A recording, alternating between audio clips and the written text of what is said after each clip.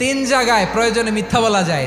এক নাম্বার, আপনার ওয়াইফকে খুশি করার জন্য, সে একটু এরকম না বলে একটু কৌশল করে বললে খুশি হবে, ওটা বলা যায়। দুই নাম্বার, জীবন মরণের ব্যাপার, জান বাঁচানোর জন্য একটু কৌশল করে ঘুরিয়ে বললেন, এটা জায়েজ। তিন নাম্বার, দুইজন ঝগড়া লাগছে তাদেরকে মিলিয়ে দেওয়ার জন্য কৌশল করে একটু মিথ্যা বলা, ঘুরিয়ে বলা যায়। দুইজনের মধ্যে দেখলেন যে সম্পর্ক খারাপ, একজনরে বললেন, ভাই সে তো ওই দিন আপনার ব্যাপারে অনেক প্রশংসা। কি আমার ব্যাপারে প্রশংসা? কি বললো? এই বললো আপনি নাকি এই করছেন ওই করছেন, অনেক প্রশংসা। লোকটার মন খুশি হয়ে যাবে তার ব্যাপারে, ঠিক কিনা? আবার তার সাথে যার ঝগড়া, ওরে যে বলুন, ভাই ওই দিন তো সে আপনার অনেক অ্যাপ্রিসিয়েশন করলো, অনেক, সে তো অবাক, কি রে বলে কি? এই যে দুইজনের ব্যাপারে দুইজনের একটু ভালো ভালো কথা বলে দিচ্ছেন, একদিন দেখবেন রাস্তা দিয়ে হাঁটার সময় একে অপরকে সালাম দিয়ে ফেলছে, সালাম দিয়ে বুকে জড়ায় ধরছে, আছে না নাই?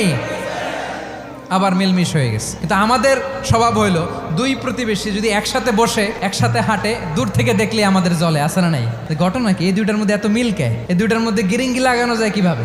আল্লাহর কাছে তওবা করেন, এই মানসিকতার যেন আমরা না হয়, আমরা মিলিয়ে দিব।